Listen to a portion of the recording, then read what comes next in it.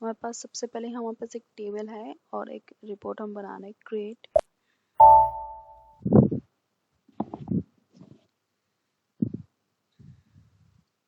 Work area and internal table, type हो गया executable program, status test program, then save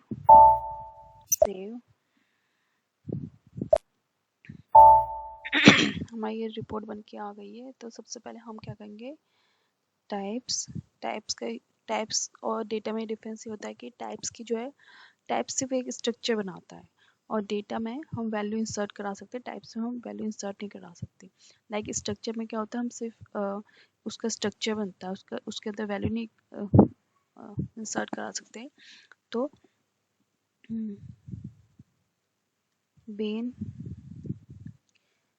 begin के बाद हम क्या करेंगे, टैब प्रेस करेंगे, टैब बिगिन ऑफ STRUCT। तो हमारे यहाँ पे स्ट्रक्चर स्टार्ट होता है, एंड ऑफ STRUCT। तो एंड ऑफ स्ट्रक्चर, यहाँ पे स्ट्रक्चर स्टार्ट हो रहा है और यहाँ पे स्ट्रक्चर एंड हो रहा है। तो हम क्या करके इसके अंदर कुछ फील्ड लेंगे, तो ये स्ट्रक्चर हमारा सिर्फ और सिर्फ उसका या टाइप्स कहेंगे, टाइप्स हमारे सिर्फ और सिर्फ उसका स्ट्रक्चर बनाता है, बाहर का मीन जो एट्रीब्यूट होते हैं वही बनाता है, सिर्फ उसके अंदर की वैल्यू हम इंसर्ट नहीं कर सकते। लाइक दीज आर एट्रीब्यूट्स, इसमें हम वैल्यू, स्ट्रक्चर में हम वैल्यू इंसर्ट नहीं करा सकते हैं। स्ट्रक्चर तो टाइप्स की जगह हम डेटा का यूज करेंगे टू इंसर्ट अ वैल्यू। तो सबसे पहले हमने इसमें ले लिया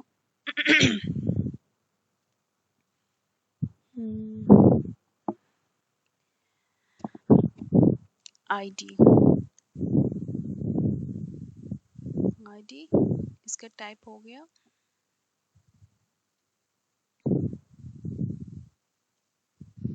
नंबर और हमने इसकी लेंथ दे दी 3। नेक्स्ट हमने ले ली यहाँ पे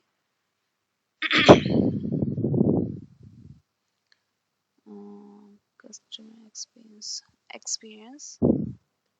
एक्सपीरियंस इसका टाइप हमने ले लिया। तो हम यहाँ पे एक्सपीरियंस हमने क्या किया, टेबल का नाम,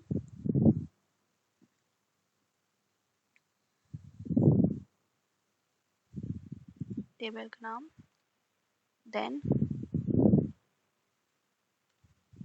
टेबल का नाम, देन फील्ड का नाम। एक तो हम इस तरीके से इसमें वैल्यू इंसर्ट करा, सॉरी, एक तो इस तरह से हम इसको डिक्लेयर कर सकते हैं। एक हमने ले ली कंट्री, इसका हमने टाइप ले लिया। एक हम डायरेक्टली इसका डेटा एलिमेंट ले सकते हैं,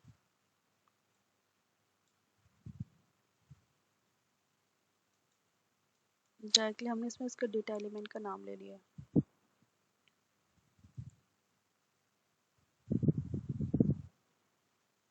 एक तो हम अगर हमें फील्ड का नाम लेना है तो हम टेबल के नाम के साथ देंगे, और हमें डेटा एलिमेंट का नाम देना है तो हम डायरेक्टली दे सकते हैं। तो हमने हमारा एक स्ट्रक्चर बन गया है जिसमें हमारे पास आईडी, एक्सपीरियंस और कंट्री है, और ये सिर्फ और सिर्फ इसका स्ट्रक्चर बना है। इसके अंदर कोई भी वैल्यू इंसर्ट करानी है तो हमें उसमें डेटा का यूज करना पड़ेगा, क्योंकि जो टाइप्स है सिर्फ और सिर्फ एक स्ट्रक्चर बनाता है, उसके अंदर कोई भी वैल्यू स्टोर नहीं करा सकते। हम इस वैल्यू स्टोर कराने के लिए डेटा का यूज करेंगे। तो डेटा, तो हम वैल्यू हम दो तरीके से कर सकते हैं। एक तो WA work area types struct. तो हमारा जो वर्क एरिया है उसमें एट ए टाइम हम सिर्फ और सिर्फ एक सिंगल रो ही इंसर्ट करा सकते हैं। मल्टीपल रो इंसर्ट कराने के लिए इंटरनल मेमोरी का यूज करना पड़ता है हमें। एक इंटरनल टेबल का यूज करते हैं हम, उसमें हम मल्टीपल वैल्यू इंसर्ट करा सकते हैं।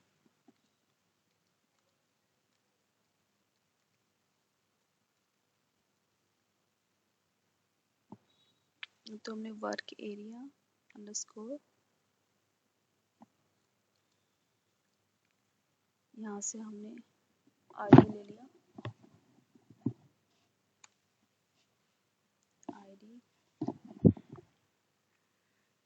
इक्वल टू आईडी हमने दे दी 006 वर्क एरिया अंडरस्कोर एक्सपीरियंस ले लिया। एक्सपीरियंस में इंसर्ट करा दी 4 year experience and W underscore control enter, sorry control plus space bar से हम इसमें कंट्री ले लेंगे और उसमें वैल्यू दे दी हमने इंडिया। तो हमने 3 वैल्यू वर्क एरिया में दे दी है। पर वर्क एरिया में क्या होता है, एट ए टाइम हम एक ही रो इंसर्ट करा सकते हैं। तो हमने यहाँ पे एक ही रो तो हमने यहाँ पे दे दी, पर हमें मल्टीपल वैल्यू एक साथ चाहिए तो हम क्या करेंगे, इंटरनल टेबल का यूज करेंगे। तो हम क्या करें, यहाँ पे अपेंड जो वर्क एरिया में जो हमने रो इंसर्ट कराई है उसको हम इंसर्ट करा रहे हैं इंटरनल टेबल में। तो हम क्या करें, वर्क एरिया में जो भी डेटा है, ये जो 3 वैल्यू है हमारे पास, इसको हम वर्क एरिया से इंटरनल टेबल में मूव करा रहे हैं। Then we are clearing work area. तो हमने क्या किया, इसके बाद वर्क एरिया को क्लियर कर दिया। मतलब इसको हम, क्योंकि हम इसमें एट ए टाइम एक ही रो इंसर्ट करा सकते हैं, तो हमारी जो वैल्यूज है वो आपस कोलिजन ना हो जाए, इसलिए हमने क्या किया, इसको इसके अंदर जो भी डेटा है उसको क्लियर कर दिया। क्योंकि अगर सपोज नेक्स्ट टाइम मैंने क्या किया, नेक्स्ट टाइम मैंने सिर्फ वर्क एरिया और एक्सपीरियंस दिया, कंट्री नहीं दिया, तो ये क्या कर लेगा, पुरानी वैल्यूज को ले लेगा। जो यहाँ पे हमने सर्च कराई है इस वैल्यू को हम नीचे ले लेगा। तो इसलिए मुझे इसको पहले क्लियर करना पड़ेगा ताकि हमारे पूरे के पूरा ब्लैंक हो जाए और उस पर दूसरी वैल्यू इंसर्ट करा पाए। तो आईडी मैंने 7 दे दी, एक्सपीरियंस दे दिया 14, न्यूयॉर्क। फिर मैं दोबारा इसको अपेंड कराऊंगी और क्लियर कर दूंगी।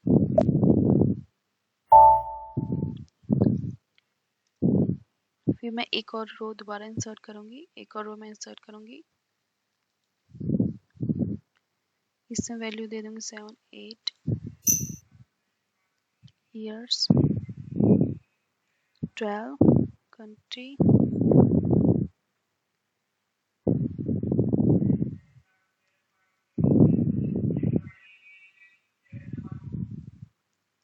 दोबारा मैं इसको क्लियर कर दूंगी। अब अभी इतने हमारे पास 3 रोज आ गई है, तो इसको एक्सेस करने के लिए हम लूप का यूज करेंगे। Loop at IT AB into work area. तो हम इसके अंदर हम क्या करेंगे, लूप को इटरेट करते रहेंगे और उसके अंदर उसको राइट करते रहेंगे। तो राइट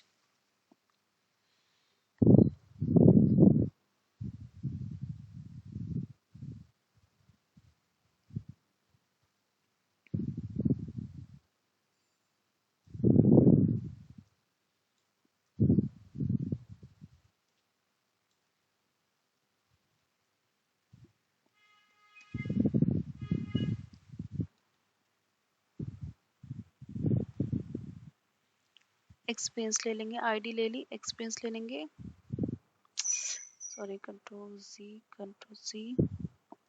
एक्सपीरियंस ले लिया। और ये 18 है हमारे, कितना स्पेस देनी है उसके लिए 25 वर्क एरिया कंट्री।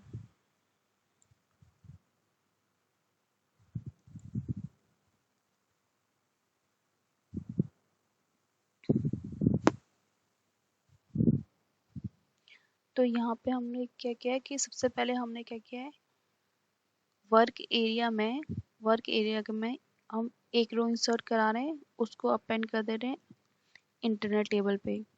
फिर वर्क एरिया को क्लियर कर दे रहे हैं। फिर दोबारा हम वर्क एरिया में वैल्यू एक रो इंसर्ट करा रहे हैं, उसको इंटरनल टेबल में इंसर्ट करके फिर वर्क एरिया को क्लियर कर दे रहे हैं। फिर वर्क एरिया में एक रो इंसर्ट करा रहे हैं, उसको इंटरनल टेबल में इंसर्ट करा के फिर क्लियर कर दें। तो हम क्या करें, हमारे पास जो इंटरनल टेबल है वो हमारे पास मल्टीपल रो इंसर्ट कर सकते हैं, पर वर्क एरिया सिर्फ एट ए टाइम एक ही रो इंसर्ट कर सकते हैं उसमें।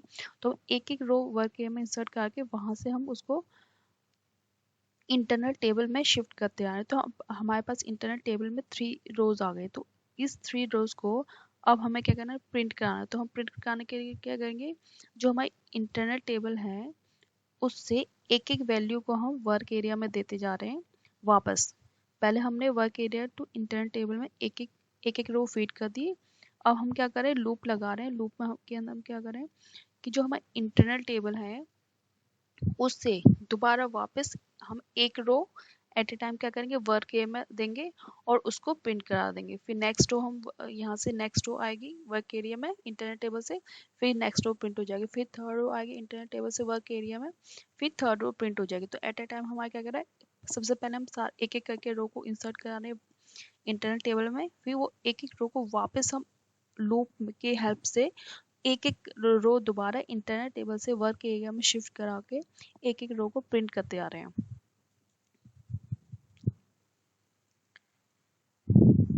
इसका टॉप ऑफ पेज, तो पेज के ऊपर हमें क्या प्रिंट कराना है, राइट कॉलन /1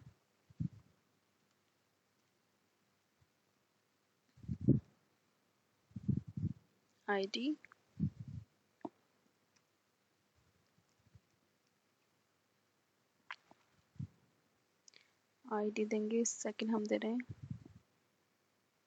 ID एक्सपीरियंस।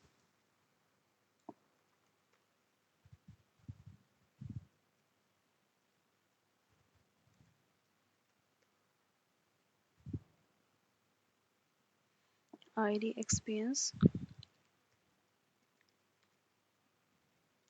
के बाद हमने थर्ड दे दी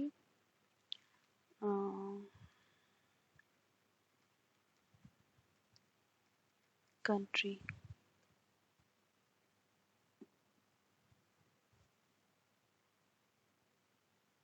यहाँ पे कॉमा लगाना पड़ेगा। तो हम इसको सेव कर देंगे। सेव करने के बाद चेक फॉर एरर आया है, loop and loop is unknown. Okay, तो हमारे जो यहाँ पे है, यहाँ पे हमारा फुल स्टॉप आएगा क्योंकि ये हमारा जो राइट स्टेटमेंट है वो यहाँ पे एंड हो गया है, तो यहाँ पे फुल स्टॉप आएगा। Then activate the program. Then तो यहाँ पे देखो हमारे पास ये फर्स्ट रो आ गई है जो हमने सर्च की थी, ये सेकंड, ये थर्ड। अब देखो यहाँ पे ये हमें थोड़ा सा गैप देना पड़ेगा थर्ड वैल्यू के अंदर, थर्ड वैल्यू में गैप देना पड़ेगा। तो 25 के जगह हम 30 दे देते हैं दोनों में, 30 सेव चेक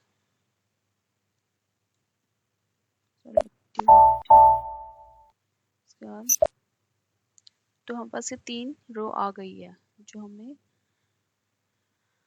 बनानी थी। 3 रो आ गई है हमारे पास।